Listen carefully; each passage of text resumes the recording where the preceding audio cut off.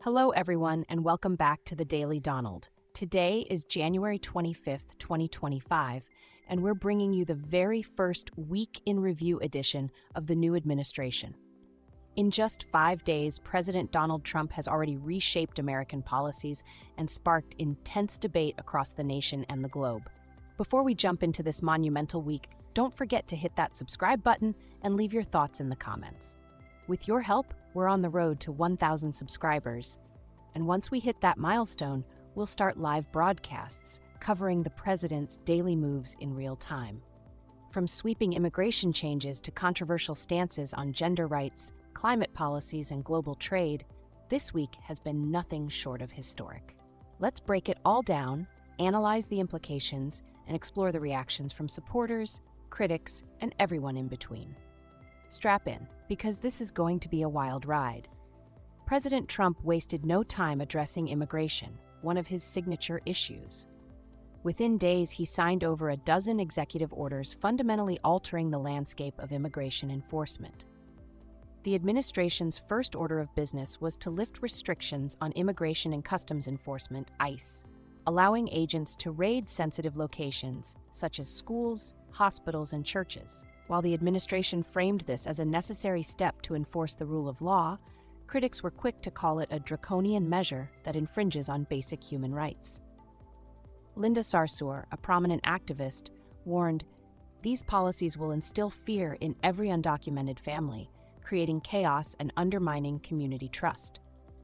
The administration also attempted to scale back birthright citizenship through an executive action. This bold move was swiftly blocked by federal courts, with legal scholar Lawrence Tribe describing it as a blatantly unconstitutional overreach, yet a chilling signal of the administration's priorities.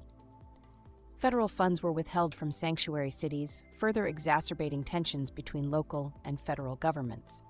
Some celebrated these measures as a much-needed crackdown on lawlessness, while others argued they could fracture the country's legal framework. Trump's administration wasted no time dismantling key climate policies established under President Biden. One of the most significant moves was the withdrawal from the Paris Climate Agreement. Trump described the agreement as a disaster for American businesses, framing his decision as a step toward prioritizing economic growth over what he called political theater. Environmentalists worldwide, however, reacted with dismay. The world is running out of time, and this decision ignores science and reality, lamented climate activist Greta Thunberg. The administration also initiated plans to open large swaths of Alaskan wilderness, including the Arctic National Wildlife Refuge, to oil drilling. Energy Secretary Rick Perry defended the move, claiming it would restore American energy dominance. However, Native Alaskan leaders and environmentalists warned of devastating ecological and cultural impacts. Federal permits for wind and solar projects were frozen, with Trump doubling down on his disdain for renewable energy. "Windmills are a blight on the landscape," he declared during a press conference, framing his energy policy as a return to real power sources like coal and natural gas. In one of the most contentious moves of his first week, President Trump signed an executive order recognizing only two biological sexes, male and female, as immutable. This decision effectively erased years of progress in LGBTQ+ rights and sparked immediate backlash from civil rights organizations. The American Civil Liberties Union, ACLU, filed a lawsuit arguing that this policy effectively erases millions of non-binary and transgender Americans. Federal agencies were instructed to remove non-binary options from official forms, passports, and identification documents. Transgender women were also barred from accessing women's shelters and prisons, a move activists called an attack on the most vulnerable. This decision undermines the dignity and safety of countless individuals, said actress and activist Laverne Cox. Supporters of the move hailed it as a stand against woke ideology. Conservative commentator Ben Shapiro remarked, "The administration is restoring common sense to a debate that's gone off the rails." The divide between supporters and critics highlighted the broader cultural tensions underlying this policy. President Trump's America First agenda took center stage with sweeping trade policy announcements. Among these was the pledge to impose 25% tariffs on imports from Canada and Mexico and an additional 10% on Chinese goods starting February 1st. Domestic manufacturing groups praised these moves, claiming they would protect American jobs, but economists warned of potential retaliation. Trade wars hurt everyone, argued Nobel laureate Paul Krugman, predicting disruptions to global supply chains and increased costs for consumers. Trump also floated the idea of a universal import tariff designed to offset tax cuts, though many questioned its feasibility. Republican Senator Mitt Romney expressed concerns about the broader economic implications, stating, "While protecting domestic interests is important, we cannot afford to alienate our allies."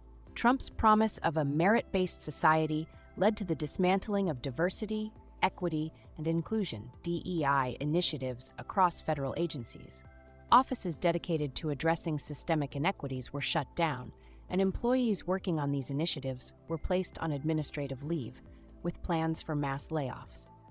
Federal employees were also instructed to report colleagues suspected of circumventing the DEI ban.